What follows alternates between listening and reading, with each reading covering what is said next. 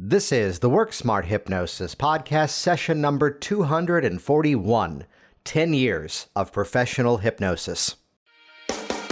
Welcome to the Work Smart Hypnosis podcast with Jason Linett, your professional resource for hypnosis training and outstanding business success.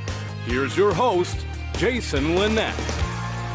Welcome back to the program. It's Jason Linett here with a bit of an interesting session this week, breaking away from some of the recent interviews to actually go a little bit deeper dive in terms of the structure of my business and how it is. Not only do I work with clients, but also the structure of how things continue to grow year after year. That we find. Hey, Jason, I'm here too. Oh, hey, Richard. Hey, buddy. It's been a while. We haven't chatted for a long time. Ladies and gentlemen, Richard Cole, everybody. Pause for applause. That hypnotist guy. That Great. hypnotist guy, yeah. Which are you recording this for one of your podcasts? I sure hope I am. If not, Renee Klein's going to have to come on a week early. But hey, Renee Klein's going to be on the podcast next week, and that's going to be a really good one. Oh, very cool. I hope. I'm recording it tomorrow morning at 5 a.m. because he's in Germany. Hey, let's catch everybody up. If you've tracked some things over the years, back episode number 100, which was only 141 episodes ago, was when actually Richard Cole had said to me years ago, hey, when you get to episode 100, let me interview you. And he did. And I will call it out politely. I've been here kind of racking my brain about this week's episode because I wanted to do a little bit of a milestone one. And it just made perfect sense to bring Richard on board. Though briefly, for those that don't yet know you, could you introduce yourself so they do? Okay, well, I'm Richard Cole, that hypnotist guy, and been performing for a long time. And I live up in Canada, nice, beautiful part of Canada in Ontario. And yeah, you and I have been friends for a long time, and I just thought I would give you a call today to see how things are going. And now you're doing one of your podcast things. That's outstanding, man. It's how we roll, which if you go back to that episode and even something I posted online, I'll find the image and stick it in the show notes too, that about the time that I'd officially left the job working in theater, this would be creepy without the context. Somebody swiped a photo of mine from the internet and put fancy text on top of it and sent it to me as a postcard. And that was Richard, that I had posted inside of what was stagehypnosisforum.com. That I quit my job in this month to go full-time as a hypnotist and haven't looked back, which was a really nice gesture, and we got to hang out and kind of celebrate that a while ago too, which I'd share something that's kind of motivating this week's episode. This is launching on November 7th, 2019.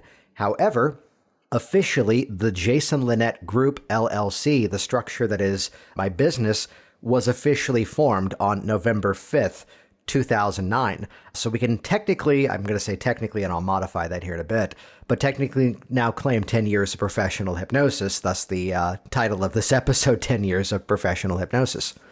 10 years, man. That's amazing.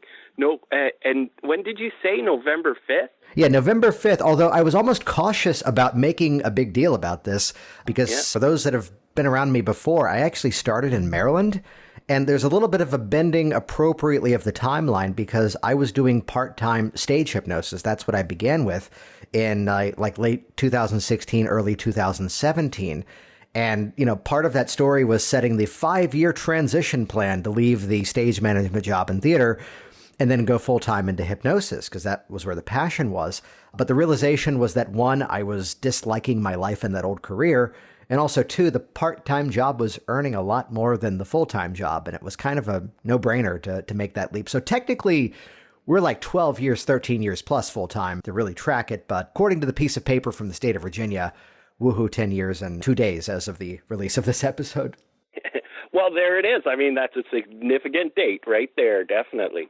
Yeah, which I thought to kind of have a conversation with you as we'd reached out to each other in terms of just some different mindsets, different ways of looking at things that there's a catchphrase I have been using with my clients that you do something a couple of thousand times, you start to kind of figure it out. And in terms of streamlining how we do things. Now, I wanted to bounce this thing off of you first, that I know you've had a career where at one point you had the office seeing clients, at one point, continuing full time with the stage hypnosis, at one point kind of stepping away from it. And if I'm correct on this, moving back into it even further once again, right?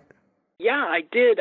Initially I had a goal in mind. Like I wanted to do the stage hypnosis stuff and retire out of stage hypnosis after 20 years. And so I did the therapy for a while.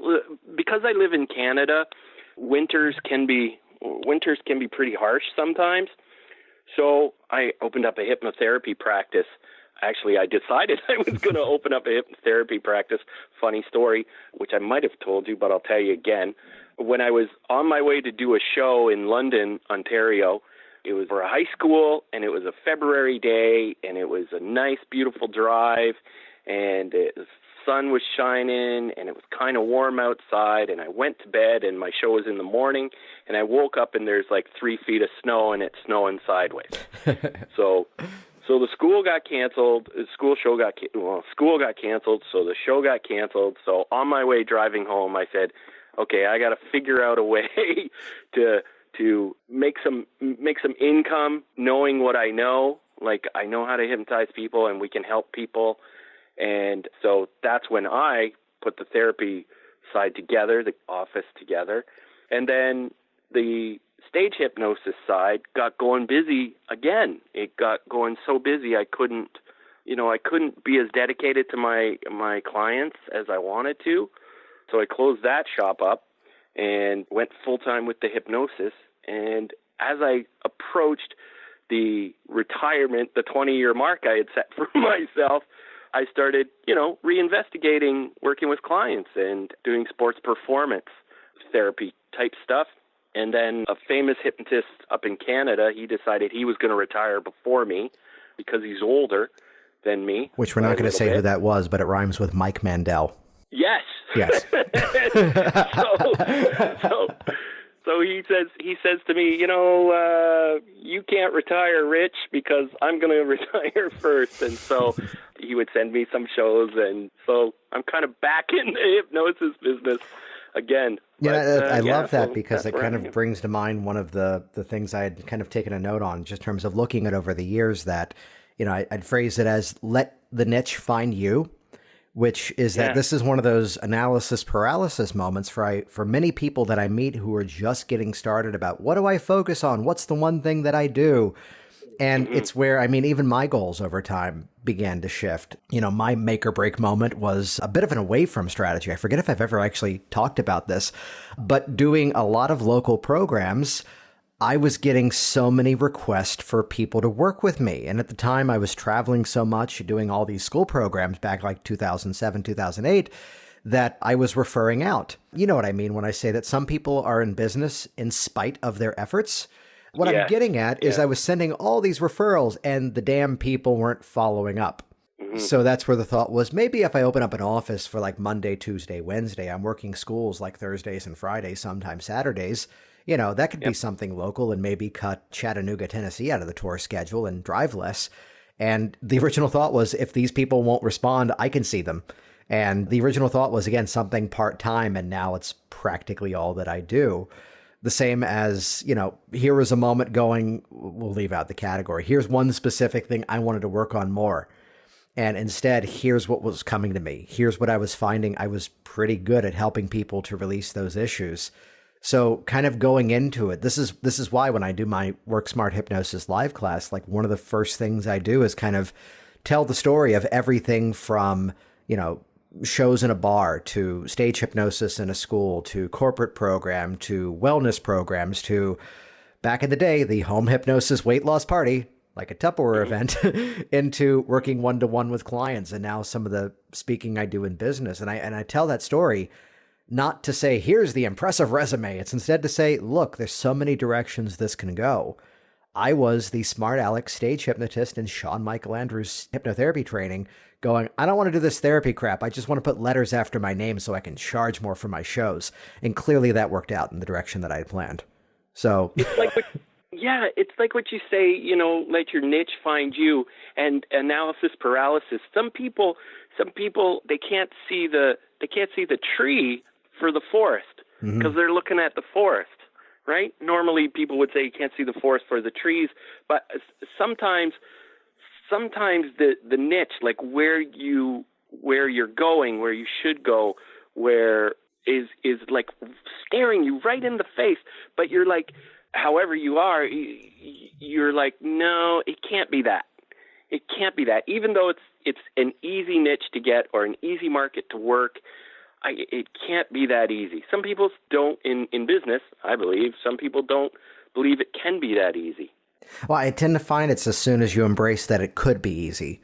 That if we keep labeling it as being hard, or really the old lesson of trying to be too many things to too many people, that, I define everything in the business nowadays around two different images. One is an old-timey wagon wheel with the, center hub in the middle and the spokes going out to the outer wheel. And the message of that is define your hub. What is the main way that you're going to communicate with people around you? And then from those individual spokes going out, those are those laser-focused messages. So, as much as some people talk about find that specific niche, I can have several of them. I'm doing, and this is a theme we can talk about too, which I know from a familiar magic background, that rather than doing everything okay, instead to do a few things exceptionally well. But that ability that I can now build that sort of rule in my universe, that these are the things that I'm going to work best with right now, and that's what I'm going to focus on. And anything outside of that, I'm going to find the way to respectfully say no to. Sure. And is it okay to say no? I think it's empowering to say no, and it's an even better service sometimes to say no. And there's certain, I'd say, personality traits of mine that could be labeled as a negative, but they're working exceptionally well for me, so I'm keeping them up. That I can be, let's call it selectively impatient. And what I'd mean by that is perhaps I'm in the Washington, D.C. metro area, and, major government contractors, military personnel and service around. And maybe here's the student who calls up to say, hey, you should do a program with this government agency. They can really use what you do. And my first thought is, as noble and as wonderful as that could be, I'm filling the office in terms of my clients. My classes are filling up. The things that I'm purposefully interested in right now are going well. And it's where my response is, that's a great idea. What could I do to support you in doing that for your business? Just because the idea of slow rolling contracts and red tape and bureaucracy, just to go, yeah, I've got the momentum going right now. That's what I'm fascinated in. And, to build something from scratch where, who wasn't? I need to have this guy on the podcast too sometime soon, because he was a major inspiration early on. Keith Livingston out of Seattle. I heard him one time say, I don't like being in the community where people tell me that the things that I'm doing that work don't work. And I love that as a phrase of having to fight that battle. This is why from day one, 10 years running, Virginia Hypnosis was built to be going after people who had purposefully made the decision that they want to do hypnosis. And then through their research, they were finding me. So I didn't want to live in a world of, I'm not going to make you bark like a dog or cluck like a chicken. I want the people that I can drop that statement to, and they laugh at the silliness of that idea. Rather than, the phone call that would come in the early days before I refined this, that, oh, can I bring a friend so I know you don't do anything during the session? Which the bigger conversation there is in terms of what a pre-talk would naturally satisfy. So by defining who that ideal client was from day one, that created that world, which again, respectful impatience, that, I can say no to that project because here are the things that I'm interested in. Or even better, here's the other projects that I'm currently building that'll launch in, 2 or 3 months' time. And to do something brand new on a whim, it would be a complete distraction and push that deadline out even further, perhaps. Yeah. Can you just go back and tell me, you said something really cool, more effective doing a few things really well. So let's go back to an early story as the teenager doing close-up magic in restaurants, paying my way through college doing that, which would be that, at one point having the hobby of doing magic tricks, which a lot of us actually, oddly enough, have that as part of our backstory. At one point I kind of compiled this sort of strolling magician list of all the different tricks I could do and had all these various routines and compiled like a spreadsheet back in the day of like 80 or 90 things. And eventually realizing, you know what, if I'm only going to be entertaining these people for perhaps like 10 minutes tops, and it's a different table every time I go over to the spot and do it, I don't need 90 things. Do you know who Marvin Roy was or is? Yep. Yeah, Marvin Mr. Roy, Electric. I believe, Mr. Electric, and you can find video clips of him on YouTube. And now that I've said it, my amazing team of podcast editors are probably going to put him in the show notes. That I believe, I don't know if this is true. Do you know this? I think he was on Ed Sullivan more than anyone else. Got me. It sounds like it's true, so let's stick with it. But basically, he was a magician, and his act was he would light up light bulbs with his bare hands. And it was the same thing over and over. It was all choreographed music, and then he would do it with a big, lighthouse lantern bulb. And it was amazing. And basically, that 15, 16-minute act, that's what he toured the world with. And he did that one thing exceptionally well. So this kind of helped to refine, I'd say, in the last 10 years of, not just doing the work, but also continuing to improve things, going to trainings, looking at how I'm basically now, in terms of the hypnotherapy side of things, basically running, let's call it the same 15 to 20 routines, if even that. And it's a matter of looking at it. This is what changed my trainings, looking at every strategy as being universal in structure. And asking the question of, well, how do I bend this tool to work for that specific issue, rather than where, again, a lot of new hypnotists find themselves in that fear of, I don't know what to do with this issue. Instead, looking at it contextually, what is this like, and what do I already have in my toolkit that I can use to address this specific thing? Right. Do you see things have changed over the 10 years that you've been doing this? I mean, that's a decade, man. That's like... Oh, now it feels old. Oh. I love the intentional vague language. Do you see things have changed? And now we find... That's just how good I am. I know, right? That's why you're not just any hypnotist guy, but you're that hypnotist guy. I'm that hypnotist guy. Okay, no names, but how many websites have you seen that on since you did that? Okay, no, never. Let's go there. Just a few. It happens. This is where the only competitive mindset I have in Virginia Hypnosis is, yes, I am squatting on all the iterations of virginiahypnosis.com I don't want you having, and that's fair. The same as I do have worksmarterhypnosis.com. But if anyone wants to drop $8, I don't have worksmartesthypnosis.com, so go for it. Now that I've said that, Ken Guzzo is turning that into buttons. Just one sec, Jason. Sorry about this. I am just booking Work Smartest Hypnosis. Okay, done. Smarter. Sorry, where were we? I'd say one of the bigger things, and this is maybe only in the last 3 years, I've always lived by the phrase that just because you can doesn't mean you should. So, that kind of addresses a lot of the ethics and safety of working with individual clients as a hypnotist. So that someone calls in with something deeply medical and something that's ongoing, and yes, there would be perhaps the option of the medical referral, but I'm always looking at, as Dan Candell would say, to be the advocate for the client, that if there's a more appropriate route, I'm not going to hesitate to send them in that direction. In terms of different business projects, hey, you should do this. And again, just because you can doesn't mean you should. Part of my theater career began with sound design, which back in 1998, I learned how to use Cool Edit Pro 2000. Which was then repurchased many times over and now is Adobe Audition, that piece of software. And I know how to do all the sound editing, but it's a better use of my time that as soon as you and I wrap this up, it's going to automatically save to Dropbox, and then people more talented than me are going to make it sound a whole lot better. Hey, Kate, and your podcast editing team, put your company in the show notes. There's a test to see if they heard that. So to hand things off, the biggest thing I'd say, and this has been that theme, I'd say, for 3 years now, of it takes the same effort to sell one thing as it does something else.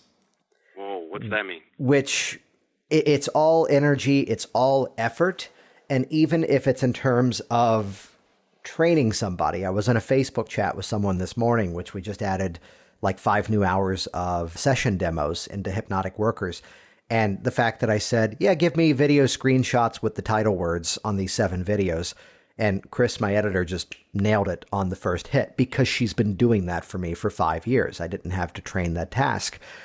But this was a decision point with the recent move of the office, that the layout of the office when you first walk in, there's immediately a room to the left, which wasn't there before, but with the build out that we did, we put an extra room there, an extra practitioner room with the big chair, the client chair, the practitioner setup.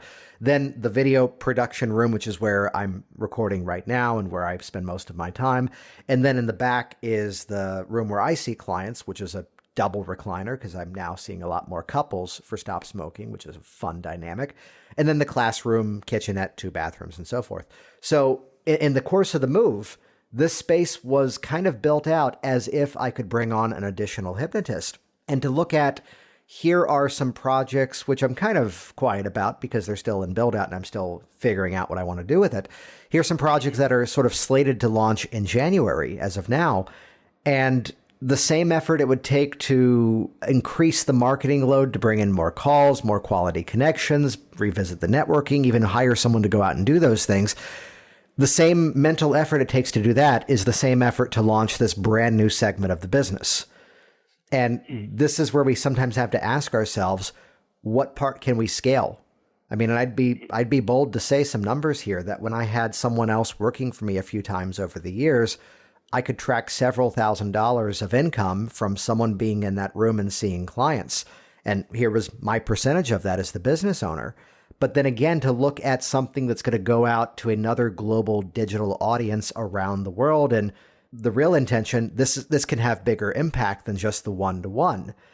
That's where that focus ought to be, that it takes the same effort to build the systems to build out a staff and a team on the local business, the brick and mortar side, which is limited by time, limited by space, as opposed to I can put the same mental energy now into building something that can go bigger. So this is one of those things that I'd say this hit in like 2011 when I was at marketing conventions and I was hearing people having conversations about millions of dollars of transactions versus hypnosis conventions, which is that, I could never charge more than this rate for my sessions. And not just to look at it from the financial side, but also what is the reach? What is the scalability of a bigger audience? I think that word too, scale and scalability in like a decade ago, I wouldn't hear it as much as I do now. And you're finding that as well, like once you have a system in place, once you figure something out, the next step is to figure out how to scale it, how to make it bigger. Well, back in the best-selling book, Work Smart Business, no, I quoted, and I forget whose line it was, that it came from vaudeville theater. The amateur changes their act, the professional changes their audience. Yeah. And again, back to the statement we talked about before about more effective doing a few things really well. The whole Work Smart Hypnosis thing came about in one part as an inspiration from Michael Elner, who actually, it turns out, plagiarized a quote from Scott Sandlin. So thanks, Scott. Learn from people who disagree with each other. That I was originally trained, this is not Shawn Michael Andrews, but I was originally trained in a bit of a hypnosis bubble. This is the one model of work. If you don't do this, that's not going to work. And that crap dried it out really quickly. And then from there, looking at how I had the meetup group that I was running to have a local community. And looking out, and many of these folks are my friends. I'm going to see, I'd say maybe half of them in 2 weeks when I've got David Snyder coming to town in the DC area because they're attending that event, where I was running the meetup, but I had the same audience every week. So the combination of expanding that knowledge of the community and, whether they're a member of this group or that other group no longer mattered. Did they have good information? Were they making a difference in this profession? And those are the people, such as yourself, my friend, who were then invited to be on the podcast. And that combination of the frustration of the same audience, that now we can boast the numbers of more than 500,000 downloads in more than 80 countries. And the numbers keep growing in terms of podcast interaction, which not just for the sake of the size of a building, I wouldn't have that size group in front of me day to day doing what I had done when I got started. I think that having a variety of ideologies as well stimulates creativity. Like for me, I do a lot of skits. I create a lot of my own skits. And it's having a variety of friends that I have that I can say, I'm thinking of doing something with a giant yellow banana, and just like bouncing the ideas back and forth with my friends and who have different ideas and different thoughts on what's funny, for a comedy show. It keeps me interested in what I do. And I think if we surround ourselves with people who are only ever going to say good things about you, like if you have a tribe that is only saying how awesome you are, how great you are, how you're the best at this and you're awesome, it really, that tribe, that group envelops you so much that you can't really grow anymore. Yeah. Now, let me ask you this. How do you go about, what's the motivation for you for creating a new routine? For me, quite honestly, I like the unknown aspect of doing a show sometimes. Mm-hmm. I have my routines, my tried and true routines that I do, but I always, and I got this from stand-up comedy, I always try to do something new in a show to keep me on my toes, right? To keep me thinking, keep my mind going. I don't want to just fax in a performance. Wow. Oh, I wow. just dated myself right there, didn't I? In case that wasn't heard, Richard doesn't want to fax in the performance. Have you seen the thing online about, hey, I can't fax you from where I am? Where are you? I'm in 2019. Now that you've said that, I've just now realized it's been 18 months since I received a fax on my e-fax. So I'm going to get rid of that. And Richard, you just saved me $15 a month. Thank you. There you go. No All right. problem. I'm glad I could help. No, this is a topic. This is one of those things that, I find the whole shape of this podcast that's developed over the years is that it's working if it's the conversation that I genuinely want to have and the audience happens to get to hear it. So it's where I called it out, and there was a fun moment where someone had reached out to say, and she didn't know, to go, hey, can I come on your podcast and promote my class? Which is like when my brain shuts off and go, no, because that's not what this is. Then I saw her speak and I was like, I'm sorry, you're amazing. Are you free next week? And it was a great episode. Good luck guessing. And it ended positively. But where, again, not just for the sake of the promotion of something, but I tend to find this is a through line from those people that I see as being extremely effective. My branding of the hypnotic worker, the one who's actually doing the work, the willingness to go in and not have all the answers right away. Mm-hmm. Yeah. That almost like an improv game. I've heard this from several folks I've had conversations with here, that I've decided I'm going to use this technique and I have to find a way to motivate it. I can reveal a moment. I think this is like 2014, where I was realizing in a workshop, I was teaching arm levitation as hypnotic phenomenon. But my biggest gripe is people teaching things that they don't actually do with clients, not as in, oh, the students love this in my workshops. I'm like, no, teach me the stuff you're actually doing. And I caught myself in that moment going, wait a minute, I'm doing something that I don't actually do with clients. And the rule for like a month was no matter what they were in for, session one, I was going to make their arm float, but I had to find a reason to motivate it. How did that work out for you? It created a different approach to parts therapy, which is now like my go-to method if I find there's some sort of, inner conflict type setup. So the willingness to experiment, not for the sake of, hey, I need to publish a new thing, which is only in recent years that I finally went, oh, here's videos of me doing this thing, but instead out of the curiosity to go, if this is in our vernacular as hypnotists, it has some quality and I need to find a better way to use it rather than, hey, let's do a demo. Hey, look, Richard's arm's floating. Cool. End scene. Instead, find the motivation as to, well, why is it floating?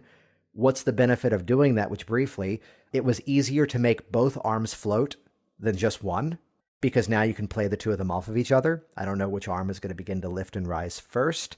As soon as they were up in the air, there's one time where by accident, the client's hands rotated and he goes, whoa. And I go, that's right, as we do. Describe that. What just happened? And he goes, I could feel the energy pulling them together. And I'm just modifying after him to go, that's right. And now feel that sensation as they start to draw closer and closer together. And I'm looking at his hands moving toward each other in this double arm flotation and realizing, oh, wait, he's in perfect position now for the classic, hand lock suggestibility test. Try to separate them, they squeeze even tighter. And basically linking that one hand is the motivating part, one hand is the conflicting part. As they meet, feel them, creating that balance and harmony, and then motivating every step of the journey. And as soon as you know this resolution is created, notice how easily those hands can separate. And it's interesting that you're talking about coming up with something that you want to incorporate, finding the right spot for it, being motivated to incorporate it. It sounds like a different approach to learning, or is that about right? well, I mean, it's where looking at the content of the class is not always the content of the class. But I want to bring that, let's put a pin in that. I want to come back to you on this. And I just ask you, because I know that, the majority of people who listen to this are more in the hypnotherapy side of things, though a lot of them have the background in stage hypnosis, and indeed a lot of them are stage hypnotists. So I'd ask you, Richard, you use music in your show, right?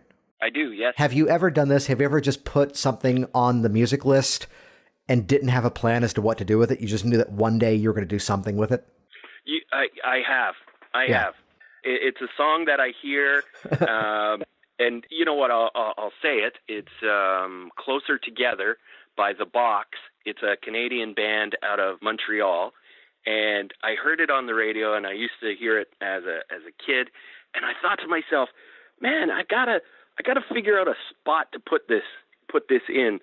So during the show, as the show's going on, I don't have a skit for it, but if people are coming up, I'll put that song on, or a part of that song on as people are coming up, or I'll use that song somewhere in the show where it's not necessarily important and it's not necessarily background music. It's just there so that when that moment comes where I realize that people are going to become magnetic and they're going to stick to each other, that's the song for the song "Closer Together." Nice. Is the song for the magnetic people skit in my show. Which, of course, we need to bring it back to 1984 with Ghostbusters. The scene where they go into the firehouse, and I think it's Dan Aykroyd's character who goes and sees the fire pole and goes, "We're keeping this." I mean, back when I was doing stage, which I could say I've retired myself from working schools, but then again, look at your record and we'll see what happens next, which is always the theme of it. No, but I'd say that here's the moment where by accident, the classic, it's getting cold, grab onto the person next to you. And the person at the far left accidentally grabs me and I look surprised and I lose my composure and laughter. And it's one of the biggest moments of the program. And wouldn't you believe the luck, Richard? Every time I did a program after that, the big guy at the end of the row on the left always by accident grabbed me. And I always looked surprised and I always lost my composure and lost myself in laughter. And it was the biggest hit of the moment of the program. That stays in the show. I know, right? It's like, how do I make this happen on purpose? Which was to my friend up in Canada, it was a hockey hip check. So the guy knew that I was on the other side of him. And always casting to make sure that the big guy was at the end of the row, because it just wasn't as funny when it was the petite little girl grabbing me, when it was the big honking guy grabbing little 5'4" me, then it worked. The same as, working with clients, they will reach certain epiphanies, they will make certain discoveries in the process, and then to reverse engineer, okay, how do I get there on purpose with somebody? As the hypnotist, my friend, I was just thinking of this. My friend Chris, he's out of Ottawa. He's a magician. And I was working with him on a show, and he does the linking ring routine. And so he takes off one of the rings, and he says, "This is the first ring." Then he takes off the second ring, and he says, "This is the second ring. This is the third ring. This is the fourth ring." And just as he pulled off the fourth ring, where we were performing, they had this like giant clock. And it goes off. Bing! And he goes, "And that's the fifth ring." The audience loses it. It was just hilarious. And he looks at me and I look at him, and that's in the show. Nice. And sometimes it was that one moment of perfection that just worked perfectly. And we tried to time the show so it would happen every time, and it didn't. We couldn't get it just perfect. It was just that one time where it worked perfect and everything worked together. And I think that's similar too when as a hypnotist, when you're working with some clients, you don't have to throw everything at them. You just find that one that's going to work perfect and get the great results by using the one thing then. Right. Well, you brought up the different approach to learning, and this is where, I've said this, and this is not for the sake of, hyping anything that I do, but it's where I'm going to have people on the podcast that I want to have conversations with them. I took a break from this for a while as I was building out some other things, but kind of ramping back up the rhythm of having guest training events coming into the area. We had Bob Burns earlier in the year. David Snyder's going to be here in a couple of weeks, but I bet you by the time this launches, that'll have sold out. But still, hey, davidsnyderdc.com if there's space available. But to look at how going to specific trainings that I keep up the rhythm of education. I forget the exact reference, but it was one of the Scott Sandlin episodes from like 2 years ago where he kind of called out the fact that I was one of the few presenters at HypnoThoughts that was doing my own pre or post, extra sale workshop, but also paying to attend other people's events. I think I may have indirectly freaked out a former student of mine because I signed up for her event this year. I was like, no, I think you do this thing better than I do. So that's why I'm going to be in the room watching. But I'd say, and this is one of those things that for the student looking to learn, I went back to Michael Elner. Michael would teach techniques. Michael would teach methods. Yet to have really spent time with him in the brief bit of time I did get with him before he sadly passed away last year, he was getting the results because you were in the room with him. He created the environment that it was no longer a serious issue. You were laughing at the problem and definitely getting the appropriate change methods and work. And I think of the session that I did this morning and, here's, to generalize it for obvious reasons, here's the whole history of why she's coming in and everything that's going on. And we were treating it with respect, of course, but along the way, just kind of breaking apart the reality structure, which is not, this is why I'm, publishing more of the here's my intake process, step by step of everything I did with the client in the room. And there's the session where it reiterates back. But to recognize it's about creating the environment, which even for learning, look at not just what are the techniques that they're doing, but what's kind of the bigger picture perspective of what's going on. That there's a meta level of that learning now that, even in the marketing trainings that I've gone through, yes, they're teaching how to optimize your webinars and get more attendance. But at the end of the day, here's how they're crafting that relationship with the audience. Here's how they're creating an amazing culture. Well, let's call out friends of ours that, yes, Chris Thompson and Mike Mandel are doing paid advertisement for their online stuff.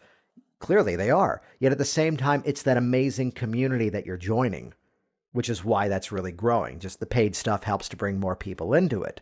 The same way that I keep getting the question of, hey, I keep seeing your face on like Huffington Post and Words with Friends.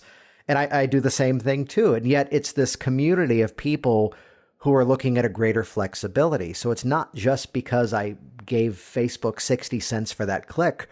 It's really the bigger picture of what's underneath that keeps that growth going. So it's where nowadays, if I'm looking at a convention schedule, yes, I might be interested in the actual content the person is teaching, but really more so the context of what actually are they creating? What's the attitude? What's the demeanor? What's the personality? What's the relationship? And that's really where that ultimate learning comes from. Awesome. I think relationships are important in we know about rapport and developing relationships with whatever you're doing, whether it's marketing or sales or media. Like I'll see some advertising and you just get that feeling right away that I don't know if this is right for me. I just don't think it's right for me. I was on a call recently for something, and the person that I was talking to, I just didn't get a vibe that we would be able to work together in the mentoring aspects of this program that they were offering. And so building relationships. Sometimes it is the right words. I think we talked about this before we hit the button and pretended that you weren't there and then jumped in 12 seconds later. You like how that worked? No, it was the person I saw this morning that she was a referral, yet she said within the first 15 seconds of talking to you, I knew I was going to work with you. And then she dropped the statement. Yeah. So you should have charged more. I'm like, it's the same rate. No, and all it was that I positioned how the call was going to go. Yeah. Great. I've got the notes here that you filled on the website. So we'll chat a little bit first of all about what your goals are. We'll talk about hypnosis, what it is and what it isn't. And then, of course, if I think I can help you out, I'll explain how we can get started. Sound good? And she goes, I was in a state of overwhelm dialing you and reaching out to you that I didn't know what questions to ask. I had never done this before. I didn't know what was going to happen. But in one sentence, I just set the frame for here's how we do this. And she just goes, in that moment, I knew I'm going to work with this person, which it's not just the scripting out of that phrase. It's just, well, from my perspective, well, what else would you do? The way that, early on, I was trained originally in a lot of absolutes that if they call you and ask how many sessions and how much, oh, they're just price shopping. They're just looking for something that's not going to work to validate their own secondary gain. And no, that's crap. What else would you ask? So rather than engage in that dialogue, I just simply set the frame at the beginning of the call. Here's what we're going to talk about. Here's what also we're going to discuss. And if I think I can help you out, I'll explain how we can get started. Make sense? Which, of course it does. So by having that just, relationship and actually, what's the phrase? Actually listening, that goes a long way too. I'm sorry, I was listening to you. And the whole time I was listening to you, I thought, 10 years you've been doing this. How do you balance your time with all the stuff that you're doing, Jason? I mean, you got podcasts, you got training, you got clients, you got travel, and you got a family. Well, you also have to include randomly getting on a train and meeting up with you in Philadelphia to go see Weird Al in an opera house. Yeah, that was pretty cool. Yeah, that was awesome. That was awesome. I've That got was my. cool. I sent you the picture. I've got the mug here. No, I'd say it's where I actually talked about this in a little bit more detail in an episode a couple of weeks ago, which, the sort of mindset was, and this is maybe some of the theatrical background of becoming a sucker for the fact that in certain stories, they set rules of the universe, that here's what the characters do. Here's what this person is for and against. And the biggest ability to take control of my time was that willingness to set aside things that were working, to build things that, again, back to scalability, could reach a bigger and better audience in the future. So early on, there was a moment where Michelle was pregnant with Claire, and she was commuting long hours for a job in Washington, D.C., and my honest statement was, hey, I'm young, I'm new at this, I can burn out now. Which was the joking phrase to go, let me see 30 or 40 clients a week. So when baby is born, I can take the month off and it's a non-issue. Right. So there are moments of purposefully buckling down and putting massive, ridiculous effort into something, which I do a lot less of that nowadays. Because again, this is the benefit of multiple pieces that are running. Still seeing about maybe 12 to 15 clients a week. This week it's 14 as I'm looking at the calendar that's still open on my screen, which is the max. 15 or so is the max that I want to see, because the phrase became, as you mentioned, clearly seeing hypnosis clients is not the only hypnosis thing that I'm doing. But to draw out that schedule and just be aware that, okay, so these are the blocks that I see clients. That someone goes, well, what do you have like at 2:30? I go, well, I do either a 1 o'clock or a 4 o'clock in the afternoon. Well, 2:30 is best. Well, the way the schedule's set up, we only do a 1 or a 4. And yes, there's some moments where I do break away from that, but that willingness that, yes, I am charging a bit of a premium for the, hypnosis services these days, but the willingness to go into my schedule and block off a chunk of time, because that's when I'm going to be, doing something like this. That's when I'm going to be, leaving the office, because there's in a couple of weeks' time the Thanksgiving lunch at our kids' school, and we get to go have lunch with both kids at school, which I'm just not working the middle chunk of the day because the new office is only 3 minutes down the road from home and school. So, and also at the same time, here are various days the kids have off and blocking that time off.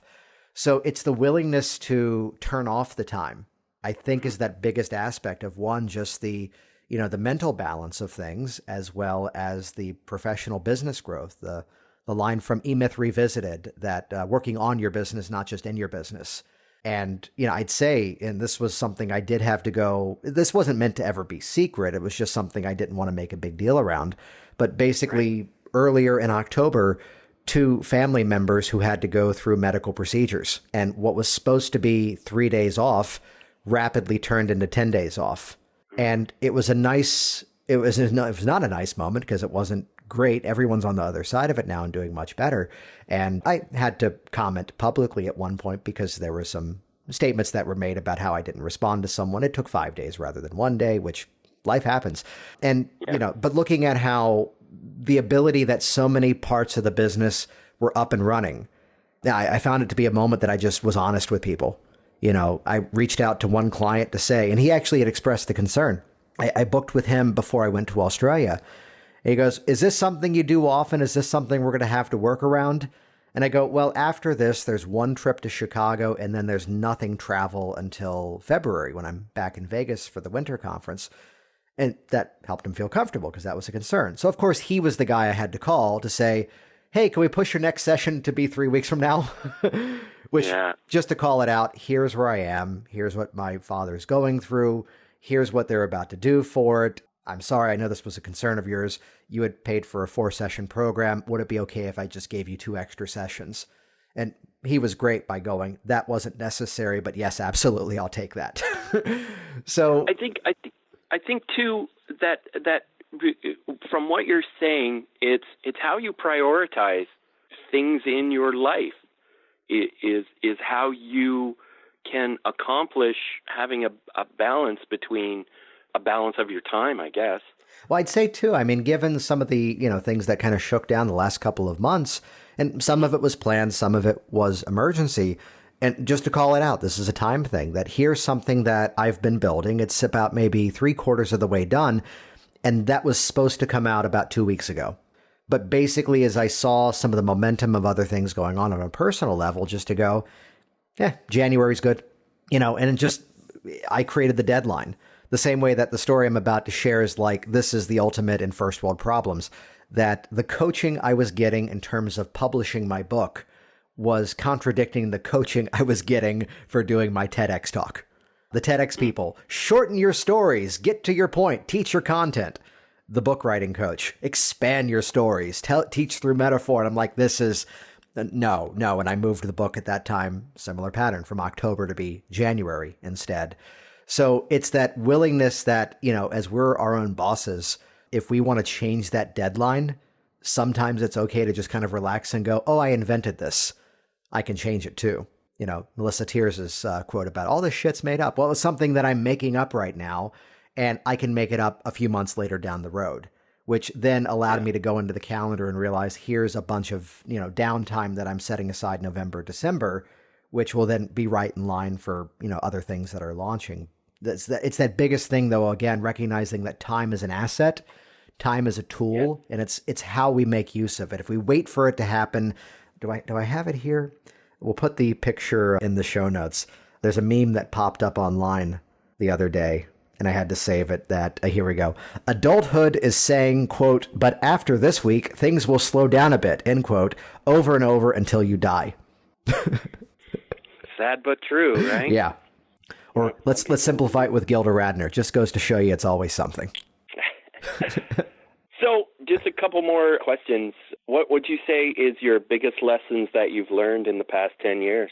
I'd say that you get to do it the way you want to do it. That, again, there's a lot of advice out there. There's a lot of well-meaning thoughts. And again, just like time, it's a matter of what your passion is, what you're focused on, and what you want to do.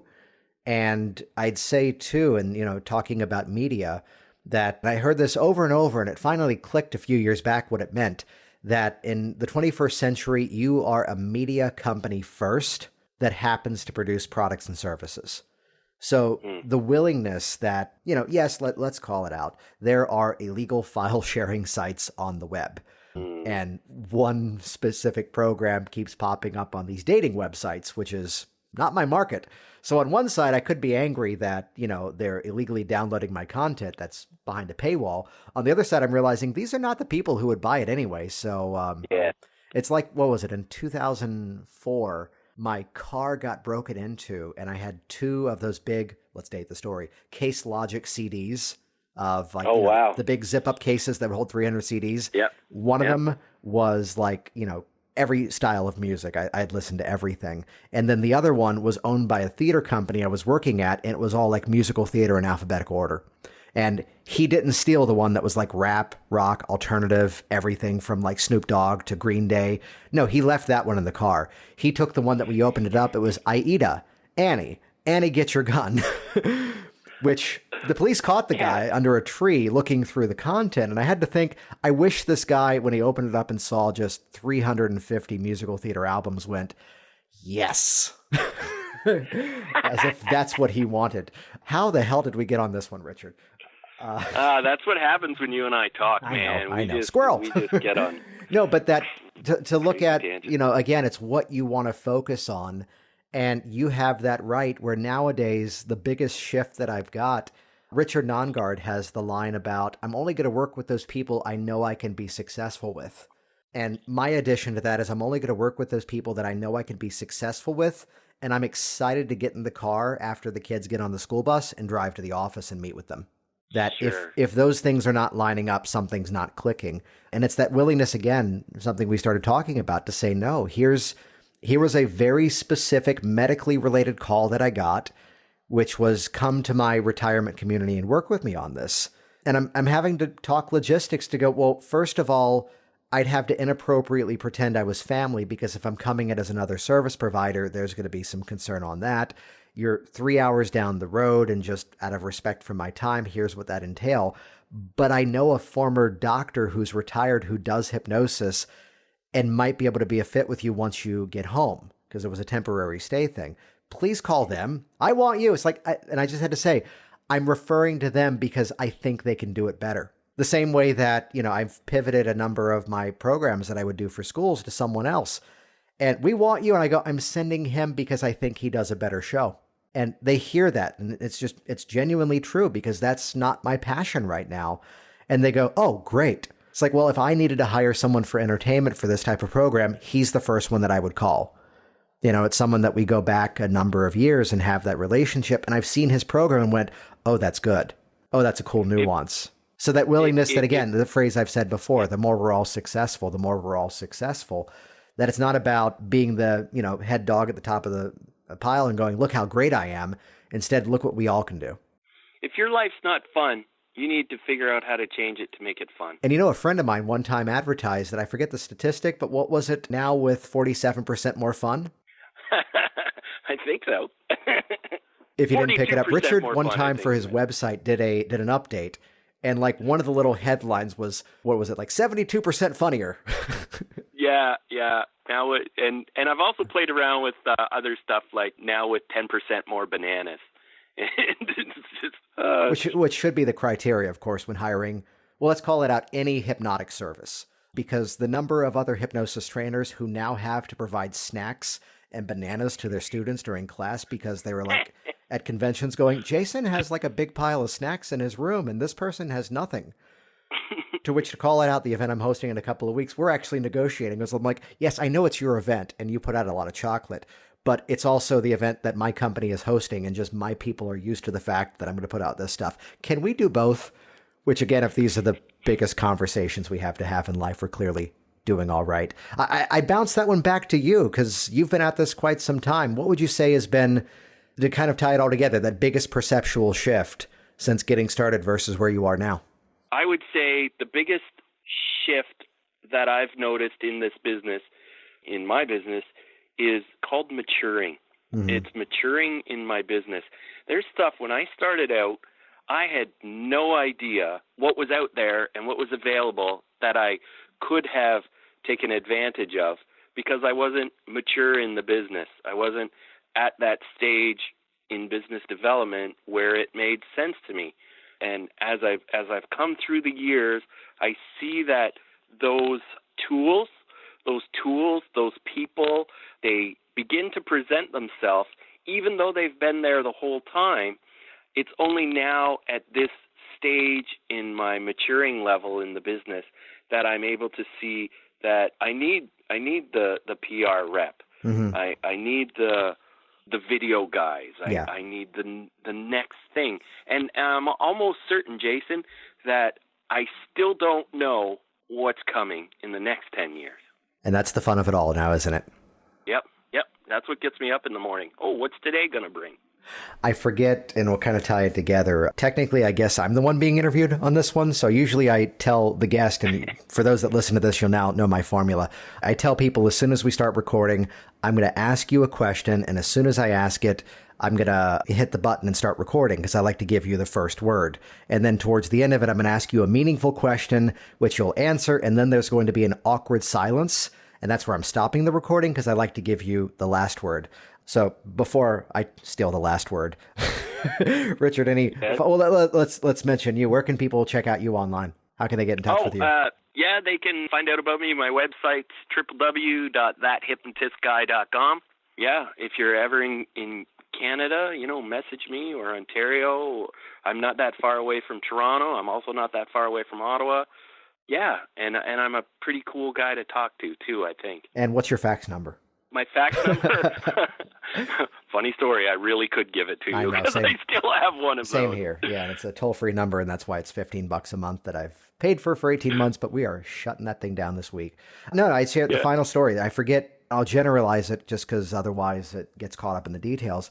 But it's about an actress that she was one of these people that she was on stage. She was in movies in the early 1950s and 60s.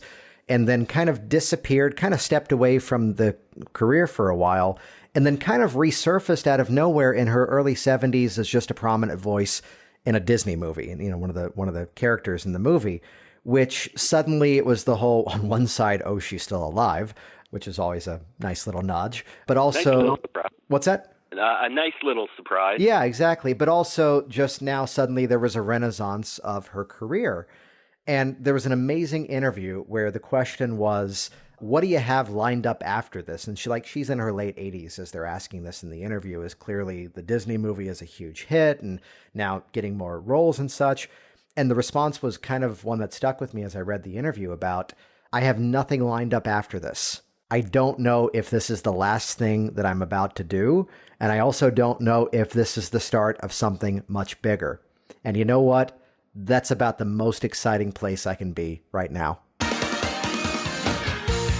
Jason Linett here once again, and as always, thank you so much for interacting with this program, leaving your reviews online, and using this as a resource in our amazing hypnotic community. To look more at growing your own thriving hypnotic business, of course, check out hypnoticbusinesssystems.com. Now available as an all-access pass to learn the systems that I've used to build multiple successful hypnosis businesses. It features step-by-step tutorials, done-for-you marketing campaigns, plus a thriving active hypnotic business community that's there to support you. Check it out. Get instant access today over at hypnoticbusinesssystems.com. Thanks for listening. Thanks for listening to the Work Smart Hypnosis podcast at WorkSmartHypnosis.com.